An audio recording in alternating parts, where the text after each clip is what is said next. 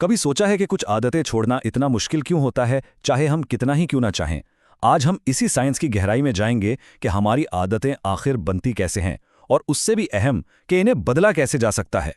तो चलें शुरू करते हैं। ये कहानी है 1898 की।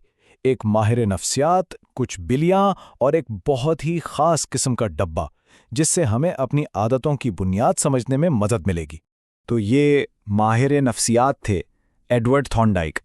वो असल में ये जानना चाहते थे कि जानवर सीखते कैसे हैं, और इसीलिए उन्होंने ये बड़े दिलचस्प पजल बॉक्सेस बनाए। अब शुरू में तो बिल्ली का रवैया बिल्कुल बेमकसद सा था। कभी वो एक कोने में नाक घुसा रही है, कभी किसी चीज़ पर पंजे मार रही है, मतलब कोई खास प्लान नहीं था। और फिर कुछ देर इधर उधर हाथ पांव मारने के बाद बिल्ली से इत्तेफाकन वो जादुई लीवर दब गया और बस दरवाजा खुल गया। अब ये हिस्सा बड़ा दिलचस्प है। सिर्फ 20 से 30 कोशिशों के बाद बिल्ली का बॉक्स से निकलने का वक्त, जो पहले औसतन 90 सेकंड था, वो कम होकर सिर्फ 6.3 सेकंड रह गया। ये कितनी बड़ी तब्दीली है। तो थॉर्नडाइक ने इससे क्या नतीजा निकाला? बहुत सादा लेकिन बहुत गहरी बात, कि जिन कामों के बाद कोई अच्छा नतीजा, कोई इनाम मिलता है ना, उन्हें दोहराने का दिल करता है और यहीं से आदत बनना शुरू हो जाती है। अच्छा, तो ये कहानी सिर्फ बिल्लियों की नहीं है।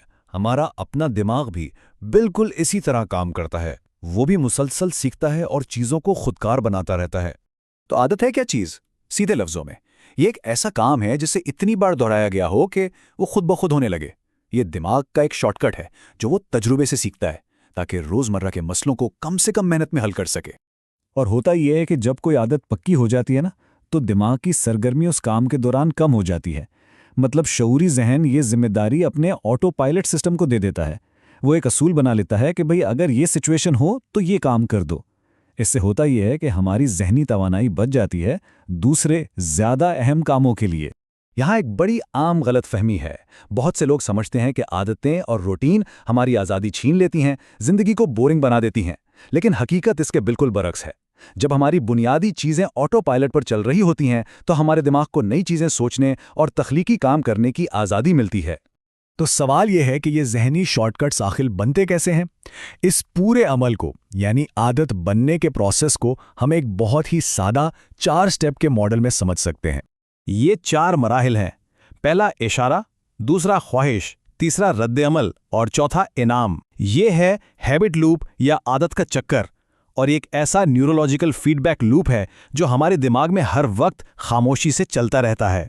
और ये साइकिल हमारी रोज़मर्रा की ज़िंदगी में हर जगह नज़र आता है। आइए कुछ मिसालें देखते हैं। जैसे सुबह उठना एक इशारा है, एक क्यू है। उसके बाद चुस्त महसूस करने की ख्वाहिश पैदा होती है। इसका रद्द-ए-अमल, एक कप कॉफ़ी पीना। और इनाम क्या मिला? वही ताजगी और तवानाई जिसकी ज़रूरत थी। इसी तरह फ़ोन की घंटी बजना एक इशारा है, उसे चेक करने की ख्वाहिश होती है। फ़ोन उठाना रद्द-ए-अमल है और नोटिफिकेशन पढ़कर तसल्ली मिलना इनाम है। तो ठीक है, हमने ये आदत का चक्कर तो समझ लिया, लेकिन असल सवाल यह है कि इस इल्म को इस्तेमाल कैसे किया जाए, अपनी ज़िंदगी बेहतर बनाने के लिए इससे फ़ायदा कैसे उठाया जाए। यहीं पर तब्दीली के 4 कवानीन हमारी मदद करते हैं। ये एक अमली टूल किट है। अगर कोई अच्छी आदत अपनानी है तो उसके लिए 4 कानून हैं। पहला, उसे वाज़े बनाएं।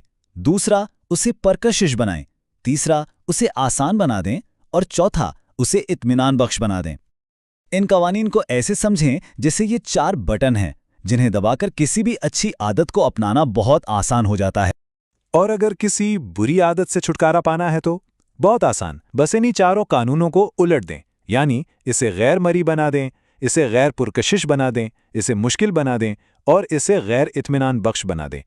इस तरह इस काम और हमारे बीच एक रुकावट खड़ी हो जाती है।